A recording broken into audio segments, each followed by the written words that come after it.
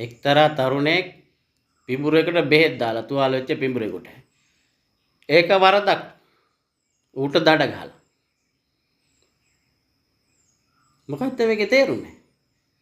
දඩ ගහන්න ඕනද ඒ තරුණයාට? එයාට හරිනම් රජෙන් ඇගීමක් දෙන්න එපයි. සහයෝගයක් දෙන්න එපයි.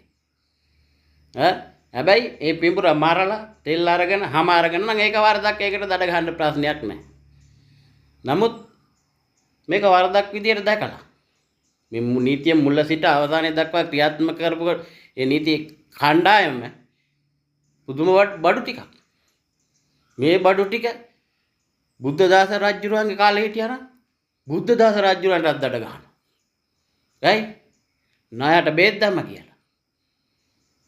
පුදුම රටක් මේක. වෙනත් රටවල පිඹුරු කරේ දාගෙන නටනවා.